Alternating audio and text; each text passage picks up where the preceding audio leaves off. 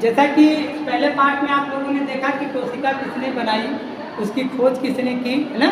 तो दो अलग अलग वैज्ञानिक सामने निकल करके आए थे, रॉबर्ट हुक, लीवेनहॉक, जो कि पहली बार उन्होंने कोशिकाओं को खोजा था कि नहीं ये कोशिका है, और एंटोनी वॉन लीवेनहॉक जिन्होंने कोशिकाओं के विषय में पूरी जानकारी दी कि नहीं जीवित कोशिका खोज के निकाला कि नहीं भाई जीवित है और ये कोशिका है, इसके विषय में जानकारी दी। लेकिन अब हम बात करेंगे कोशिकांगों की कि कोशिकांग क्या क्या है, कैसे कैसे, इससे पहले कि कोशिका बनी कैसे है ना। यानी कि देखें जंतु कोशिका और पादप कोशिका दो अलग अलग कोशिकाएं होती हैं।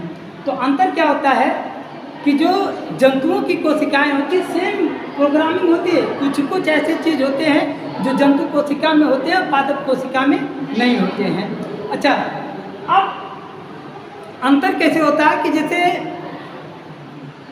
पादप कोशिका है तो जब हम उसको काट देंगे और अलग रखेंगे तो टाइट हो जाएगी, है ना। लकड़ी टाइट हो जाती है, सूखेगी तो और टाइट हो जाएगी। लेकिन उसी तरीके से अगर हम मांस को काट के रखें तो टाइट नहीं होती है ना। अंतर समझिएगा कि अगर हम लकड़ी को काट देते हैं तो वो टाइट होती है, एकदम कठोर होती है ना। जबकि कोशिका से, ऐसी कोशिकाओं से वो भी बनी है। लेकिन अगर मानव कोशिका या फिर जंतु कोशिका को हम काट करके निकाल देते हैं ना, पीस देके ना मुर्गा का, तो वो टाइट नहीं होता है, काट देते हैं तो दब जाएगा, है ना। लेकिन लकड़ी को काट के दबा नहीं सकते हैं, ठीक है। तो दबने और नहीं दबने का एक कारण है। क्या कारण है कि जो पादप कोशिका होती है उसमें वाल होता है। वाल मतलब दीवार, दीवार जैसे ये दीवार है ना, इधर दीवार है इधर दीवार, तब ये टाइट खड़ा है ना। और जंतु कोशिका में वाल नहीं होती है, झिल्ली होती है। झिल्ली जैसे प्याज की एक ना, प्याज को छीले तो एक पतली झिल्ली निकल जाती है। अच्छा, अंडे को ध्यान दीजिएगा, अंडे को जब बॉयल करके छीलते हैं तो जो कैल्शियम की जो वाइट वाला होता है वो कैल्शियम का कवच होता है, उसके अंदर एक पतली झिल्ली निकलती है ना। उस झिल्ली की बात कर रहे हैं, ठीक है। सेल में या जंतु कोशिका में उस प्रकार की झिल्ली होती है, और वो झिल्ली जैसे क्या है, कोशिका झिल्ली। गौ मत समझाए के पुरातन किताब से लेवल गल झरना जो कब, जब ये टंकड़ वाली व्यवस्था रहे, छापे वाली व्यवस्था रहा हाथे से, है ना, तब झ के इस तरीके से बनाना बड़ा कठिन कार्य होता था। कहाँ गया ये, इस तरीके से, है ना।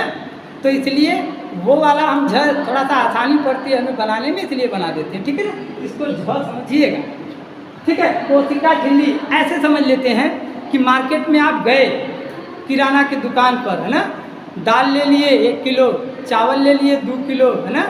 अब उसी में मसाला है, सारी चीज़ें हैं, तो क्या करेगा, झोरा लिया लो भैया, नहीं झोरा ना, अच्छा रुका तो पॉलीथीन में दे देती है ना। तो एक पॉलीथीन में सबको भर देगा, वो झिल्ली है, झोले की तरफ टाइट नहीं है ना, झिल्ली है। अच्छा, कुछ वजन हो गया, ज़्यादा वजन हो गया तो एक झिल्ली और लगा देता है, ला दूठे लगो ले जा, है ना, अब मजबूती हो गया। तो जो झिल्ली होती है वो पौधों में होती है जिसको वाल बना देता है, और एक झिल्ली होती है वो जंतुओं में होता है जिसे झिल्ली कहते हैं, है ना। समझ में आ गई बात, झिल्ली क्या है। अब सारी झिल्लियों में जितने भी लिए थे का आटा, दाल, चावल, तेल, मसाला, है ना, सब एक में भर के, 1-1 कुंटल का बात ना होते, 1-1 किलो का बात होती है ना। तो सभी को एक में भर देगा, एक तैयार हो गया, यानी सारी चीज़ इसमें है इन्वॉल्व, है ना। उसी तरीके से झिल्ली कितने लोग इसमें हैं, देखिए कोशिका झिल्ली जिसके विषय में अभी बात किए थे, कोशिका झिल्ली 3 लेयर की बनी होती है ना, 3 लेयर की बनी होती है इस तरीके से, 3 लेयर। उसमें होता क्या है, ये वाला भाग प्रोटीन होता है, ये वाला भाग लिपिड होता है, और ये वाला भाग प्रोटीन होता है ना। ये पतली झिल्ली की बात कर रहे हैं ना। तो 3 लेयर की बनी होती है, प्रोटीन, प्रोटीन और लिपिड। ऐसे कर देते हैं आलू का पूरी ना, सैंडविच, इसको सैंडविच मॉडल से ही जिन्होंने बनाया था उसका नाम रखा था सैंडविच मॉडल। किसके लिए? कोशिका झिल्ली के लिए। होता क्या है कि ऊपर प्रोटीन की झिल्ली और नीचे प्रोटीन, अब बीच में जो गैप बचता है उसमें होता है लिपिड। लिपिड बोले तो वसा। ठीक है, इस तरीके से झिल्ली का देखिए ये वाला निर्माण है ना, इसको मत समझिएगा इतनी मोटी है, नहीं, ये सूक्ष्मदर्शी से खींच के सामने लाया गया फिगर है। ठीक है, इतनी मोटी के लिए। अच्छा, अब इसके अंदर, अच्छा इसको देखते हैं, ये वाला पार्ट, ये रोएदार पार्ट है काहे के लिए कि सेल को जो काहे इसको बनाने में सीमेंट लगा ना, ईंट को जोड़ने के लिए सीमेंट लगा, बालू लगा, तब जाकर के ईंट पर ईंट रख के मजबूती से जुड़ा है। उसी तरीके से सेल को जोड़ने के लिए उसमें सीमेंट तो लगाएंगे नहीं, सीमेंट नहीं लगाएंगे, इस तरीके का खांच बना होता है और एक खांच दूसरे खांच में इस तरह से जाके चिपक जाते हैं, है ना। एक सेल मान लेते हैं, उसको दूसरा का सेल मान लेते हैं ना, और ये इस तरीके की जो संरचनाएं होती है इस तरह जाकर के एक दूसरे से चिपक जाती है। इस तरीके से सेल पर सेल जुड़ करके इतनी बड़ी हो जाती है। कंप्लीट। अब कोशिका का पहला अंगक है कोशिका द्रव्य। कोशिका द्रव्य से ऐसे समझे कि छेना वाले की दुकान पर गए लोग देख ले ना, एक कितना बड़ा रख ले है और में रस भरल है, सिर्रा भरल है और सिर्रा में छेना के डाल दे तैरत है ना। ठीक उसी प्रकार से जो बिंदु बिंदु दिखाए गए हैं ना, छोटा छोटा बिंदु जो दिखाए गए हैं ना, उसको कोशिका द्रव्य मानिए। क्या? सिर्रा, चाशनी ना, वो चाशनी है और उसमें ये जो छोटे छोटे ऑर्गेन्स दिखाई देते हैं उसी छेने की तरह तैर रहे हैं। क्लियर? तो कोशिका द्रव्य, अच्छा कोशिका द्रव्य में ये समझ लीजिए कि 90% पानी होता है, 90% पानी होता है। सिर्रा में भी ये दशा है, 98% पानी रही, बाकी चीनी मिला के बनावल गल है ना। सेम उसी प्रकार जस्ट ये भी होता है, 90% पानी होता है, 10% की ये ऑर्गेन्स होते हैं। क्लियर? कोशिका द्रव्य। अच्छा, कोशिका द्रव्य से हम तुरंत चलते हैं केंद्रक द्रव्य की ओर। तो दोनों को मिला करके क्या कहते हैं उसको देखते हैं। ये है केंद्रक द्रव्य, अंदर जो खाली स्थान है ना व्हाइट व्हाइट, इसको केंद्रक द्रव्य कहते हैं। ठीक है, उसी तरह केंद्रक द्रव्य है जैसे कोशिका द्रव्य है।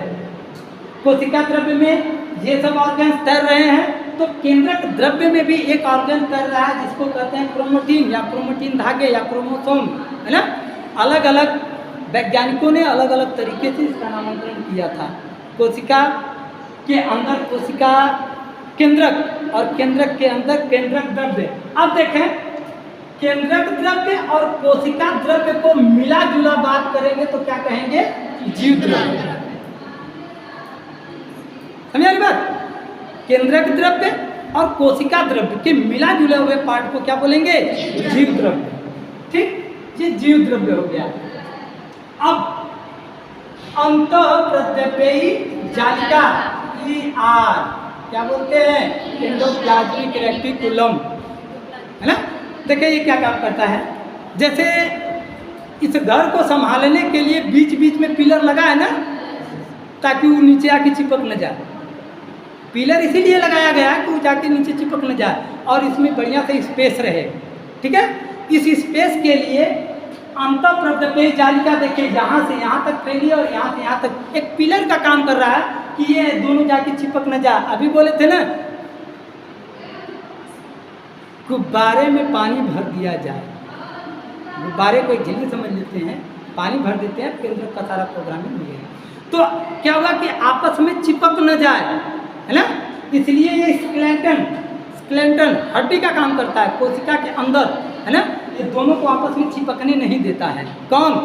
अंतःप्रद्रव्यी जालिका। ये दो प्रकार की होती है।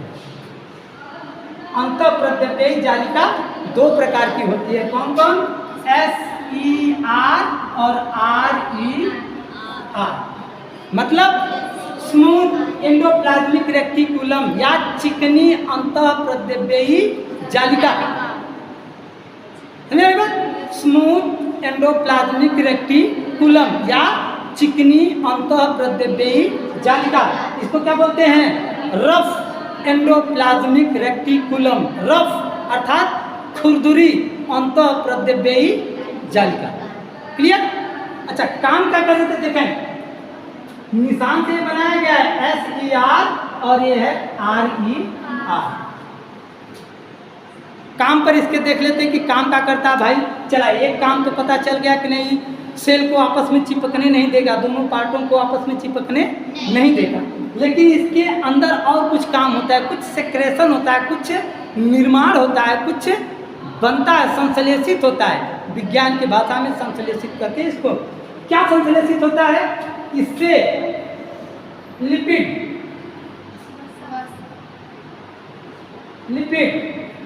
लिपिड संश्लेषण करता है, ये लिपिड बनाता है, वसा बनाता है। ठीक है ना? कौन? स्मूथ एंडोप्लाज्मिक रेक्टिकुलम या चिकनी अंतःप्रद्रव्ययी जालिका क्या बनाता है? लिपिड बनाता है, वसा बनाता है। ठीक, अब इसके जस्ट विपरीत आकर देखें, ये पूरा पार्ट क्या है? खुरदुरी, रफ। काहे के लिए खुरदुरी? इसमें दाना दाना टाइप का कुछ लौकाई दे रहा है ना? ये दाना दाना वाला टाइप क्या होता है? राइबोसोम। ठीक है ना? ये राइबोसोम लगे होने के कारण ये खुरदुरी है। अभी राइबोसोम के विषय में बात करेंगे तब इसका एक्सप्लेन करेंगे। ठीक है ना? अभी ये जान लें कि इसमें राइबोसोम झड़ी के समान ऐसे ऐसे ऐसे बैठ देख ले ना, फरल मारे का एकदम सेम गोल गोल छोटा छोटा ये लगे रहते हैं। ठीक, आगे आते हैं माइटोकॉन्ड्रिया। ठीक है, कहाँ लौकाई दे रहा है? ये है ना, ये माइटोकॉन्ड्रिया है। पहले इसकी जान लेते हैं। एक सेल में माइटोकॉन्ड्रिया की संख्या 5000 से 10,000 तक है। इतने बड़े सेल में एक सेल है ना, माइटोकॉन्ड्रिया की संख्या कितनी होती है? लगभग 5 है, कम से कम 5000, अधिक से अधिक 10,000। इतनी संख्या में एक सेल में माइटोकॉन्ड्रिया होती है। करता क्या है ये? जब हम सांस लेते हैं, है ना, जब हम सांस लेते हैं तो इसमें से कार्बन डाइऑक्साइड बाहर निकलता है और ऑक्सीजन अंदर जाता है फेफड़े के एल्वोई में। जब हम श्वसन तंत्र पढ़ेंगे तो इसका बढ़िया से विस्तार करेंगे। ठीक है, फिलहाल अभी इतना जान लेते हैं कि एल्वोई में से ब्लड का एक ट्रक होता है। ट्रक क्या बोलते हैं उसको? हीमोग्लोबिन ट्रक है वो। ठीक है ना? हीमोग्लोबिन पर ऑक्सीजन लद जाएगा और वो लेकर के कहाँ जाएगा? सीधे माइटोकॉन्ड्रिया के पास। इसके खोज क्रेब्स थे। क्रेब्स नामक वैज्ञानिक ने इसको खोजा था, इसलिए इसका नाम क्रेब्स चक्र के नाम से जानते हैं। अंतः श्वसन, श्वसन दो प्रकार का होता है, वायु श्वसन और अंतः श्वसन। तो वायु श्वसन के दौरान ऑक्सीजन अंदर फेफड़े में ली गई थी। अब अंतः श्वसन के दौरान वो जो ऑक्सीजन है वो कहाँ पहुँचेगा? माइटोकॉन्ड्रिया के पास। तब इसमें क्या होगा? क्रेब्स चक्र होगा। क्रेब्स चक्र के दौरान एटीपी के सिक्के बनते हैं। क्या बनता है? एटीपी। क्या होता है? पूरा full form adenosine triphosphate ATP का निर्माण करता है और वही एटीपी एनर्जी देने का काम करता है। इसलिए हम इसको कहते हैं माइटोकॉन्ड्रिया को क्या? Power house of the cell. बिजली घर है मतलब इन्वर्टर, समझ ला, घर में इन्वर्टर लाइन कट गई तब तो काम करत रहिए ना। तो power house of the cell किसको बोलते हैं? माइटोकॉन्ड्रिया को बोलते हैं। काहे लिए बोलते हैं? क्योंकि जो भी खाना हम खाते हैं, है ना, जो भी खाना खाते हैं वायु ऑक्सीजन के दौरान लेते हैं, वो लेकर के पहुंचता कहाँ? माइटोकॉन्ड्रिया में। अच्छा, ये वाला जो पार्ट जो खाली खाली दिखाई दे रहा है माइटोकॉन्ड्रिया में ना, इस तरीके की संरचना, ये क्रिस्टी कहलाती है। क्रिस्टी कहलाती है, अंगुरी जैसी संरचना होती है और उसमें गोल गोल लगे होते हैं। एटीपी के सिक्के वही बनाने का काम करते हैं, ग्लूकोज से मिलकर के ऑक्सीजन। ठीक है ना? एटीपी। इसलिए इसको क्या कहते हैं? Power house of the cell. गाजी का देखिए होता क्या है, इसकी खोज कैमिलो गाल्जी ने किया था। खोजकर्ता कौन है? Camillo Golgi. इसलिए इनके नाम पर ही गाल्जी काय पड़ गया, है ना। ऐसा होता है ना कि आप विज्ञान में देखेंगे कि बहुत ऐसे चीज़ें हैं जिनका नाम जो वैज्ञानिक खोजा है उसी के नाम पर रख दिया गया, ठीक है ना। तो इसीलिए गाल्जी काय को कैमिलो गाल्जी साहब ने खोजा था, तो उन्हीं के नाम पर इसका नाम गाल्जी काय रख दिया गया। चित्र में कहाँ लौकाई देगा? ये है गाल्जी काय, है ना। अच्छा, इसका काम क्या होता है कि देखें, इस समय जब मैं बोल रहा हूँ तो काम कौन कर रहा है? मेरी बॉडी का कौन सा पार्ट? मैं बोल रहा हूँ तो कौन काम कर रहा है? जीभ काम कर रही है। यानी जीभ के अंदर भी तो सेल है, उसके अंदर भी तो माइटोकॉन्ड्रिया है, वो काम कर रही है। कब तक काम करेगी? जब तक उसके अंदर एनर्जी है। और जब एनर्जी खत्म हो जाएगी तो आवाज़ नहीं निकलेगी, डोलना भी बंद हो जाएगा, है ना। तो कब तक काम करेगी? जब तक एनर्जी है। लेकिन मैं एनर्जी लॉस होने के बाद भी काम कर रहा हूँ। किस लिए काम कर रहा हूँ? ये गाल्जी काय जो है ना, माइटोकॉन्ड्रिया पूरी बॉडी में है, ध्यान दीजिएगा। सेल पूरी बॉडी में है, पूरी बॉडी में गाल्जी काय है। और वो गाल्जी काय पूरी बॉडी से जाके कहता है, सेल से कहता है, भैया तोरे क्या ढेर काम ना होता, जीव ढेर काम करत हो के और एनर्जी की जरूरत है ना, और एनर्जी की जरूरत है। तो बाकी अन्य पार्ट से एनर्जी मांग कर लिया करके जीव को प्रोवाइड कर रही, ले तू बोल ना, ले तू बोल, और तो के एनर्जी दे थी, है ना। लेकिन कब तक? पूरे टाइम तक वो नहीं देगी, कोई नहीं देगा, है ना। लेकिन कब तक? लेकिन कुछ क्षणों तक पूरी बॉडी काम कर, अकेले जीव है काम करे थे तो पूरी बॉडी तो एनर्जी प्रोवाइड करा दे ना खूब आराम से। तो वो एनर्जी ले आने का, ले जाने का और बाकी सब चीज़ों के सेक्रेशन का प्रबंधन का काम कौन करता है? अच्छा, एक काम और करता है, ठीक है। जो कोशिका झिल्ली होती है उसमें छोटे छोटे छोटे हजार छिद्र होते हैं। उसी प्रकार जिस तरह आप रात को सेवई बनाएं और उसमें किशमिश डाल दें, जब सबे देखेंगे ना तो वो अंगूर के आकार का फूल गया होगा। काय के लिए? कि उसमें कुछ छोटे छोटे छिद्र थे और वो छिद्र पानी को ऑब्जर्व कर ले रहे थे। जब पानी को ऑब्जर्व कर ले रहे थे तो आराम से फूल गया, है ना। सेम उसी प्रकार का सिस्टम ये कोशिका झिल्ली में लगा होता है।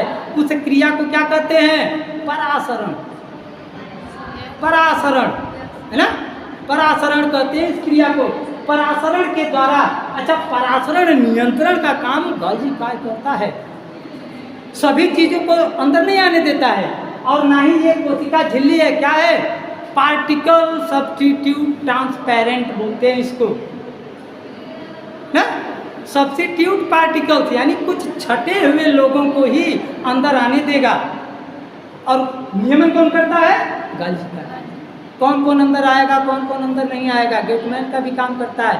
इसलिए गाल्जी काय को एक निकनेम से पुकारते हैं। क्या करते हैं? Traffic police of the cell. Golgi काय को क्या कहते हैं? Traffic police of the cell. Clear? Golgi काय, है ना। इसकी अन्य विशेषताएं बीएससी वाले बैठे हैं, वो ध्यान देंगे कि जो चैप्टर पढ़ रहे हैं ना उसी के जस्ट बाद अब शुरू होगा गाल्जी काय। और क्या क्या है, कैसे कैसे सेक्रेशन करता है, कैसे बनाता है, उसका वर्णन वहाँ किया जाएगा, ठीक है ना। अब राइबोसोम। राइबोसोम, राइबोसोम का काम क्या है भैया? ये अंतःप्रदेशी जालिका में एक झालर के समान, झालर देखे हैं ना, जो शादी विवाह में घरों पर टांग दिया जाता है, छोटी छोटी बत्ती लगी रहती हैं, जस्ट उसी प्रकार का ये सिस्टम में लौकाई देगा ना। और ये क्या करेगा? राइबोसोम ये प्रोटीन का सेक्रेशन, संश्लेषण करता है, प्रोटीन बनाता है। इसलिए इसको निक नेम से जानते हैं क्या? Protein factory of the cell. समझ आई बात? राइबोसोम को क्या कहते हैं? Protein factory of the cell. अच्छा, इसके बाद नंबर आता है लाइजोसोम। देखिए क्या होता है कि जीवित सेल है और धरती पर रोज कुछ लोग मर जाते हैं, है ना? अब आनी पानी भूकंप पागल होकर बात ना होते, शरीर में भी भूकंप आवाला कब? जबकि वो डंडा लेके दौड़ाई रुक रहे तो भूकंप आगला भागा तो जान बुतान, है ना? तो उस तरीके में कुछ सेल्स मर जाते हैं या कुछ ऑर्गेन्स काम, माइटोकॉन्ड्रिया ढेर काम करते, ये मर गई, 5000 से 10,000 रहल, 100 मर गई नहीं। तो क्या करते हैं, जब कोई घर का कितना हो प्यारा सदस्य हो मर जाता है तो उसको घर में रख के सड़ाते नहीं हैं, क्या करते हैं? ले जाते हैं, उसका दाह संस्कार कर देते हैं। तो दाह संस्कार पर काम करने वाला काम कौन करता है? लाइसोसोम। अगर कोई सेल मर गया, जैसे माइटोकॉन्ड्रिया मर गई, तो उसको वो लेकर के जाएगा ना, उठाएगा, अपने अंदर ले जाएगा, उसको डिजोल्व कर देगा, गला देगा, है ना? गला करके फिर से उसको री एनर्जी में बदलेगा और दूसरे माइटोकॉन्ड्रिया को करेगा, ले भैया फिर से एनर्जी बनाओ इसका। इसलिए इसको क्या कहते हैं? Suicidal bag of the cell. यानी कि अपने आत्मघात की शैली जब देखता है कि कोई प्रोग्रामिंग नहीं है तब वो स्वयं को ख़त्म कर देता है। कब? जैसे मान लेते हैं कि बिना खाए आदमी कितना दिन तक जीवित रह सकता है? ज़्यादा से ज़्यादा 60 दिन। पानी पीता रहे और खाना न खाए तो 60 दिन तक जीवित रहेगा, लेकिन खटिया पे ऐसे ही पड़ा रहेगा, भैया हिलेगा डोलेगा भी नहीं, है ना? सूख के लकड़ी हो जाएगा, जीवित रहेगा, सांसें चलेंगी, ठीक है, मरेगा नहीं। मरेगा कब? जब तक एनर्जी मिलती रहेगी। किसी ने काहे मोटा आदमी है, सूख के कांटा हुई काहे बजे कि चर्बी गला गला के एनर्जी दे, खाना ना मिलो तो चर्बी गला गला के एनर्जी दे, चर्बी दे चिपक जाए। चर्बी कहाँ जुटती है?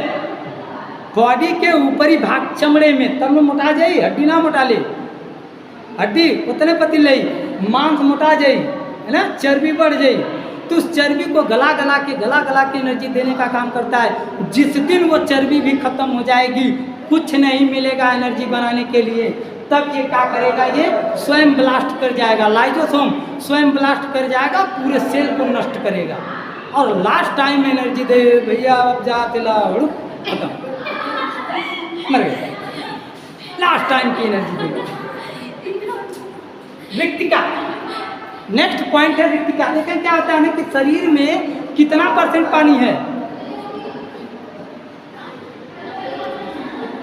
पानी शरीर में कितना % है? 70 से 75, है ना?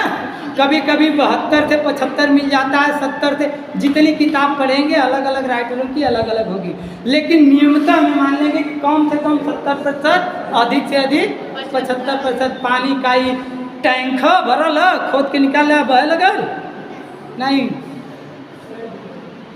पानी कहाँ रुकल है? बॉडी में। देखें, एक सेल में एक ऐसा स्थान होता है जो कि पानी स्टोर करके रखता है। उसी तरह जैसे कैमल हफ्ता में, कहते हैं कि कैमल एक हफ्ते में एक बार पानी पीता है। क्यों?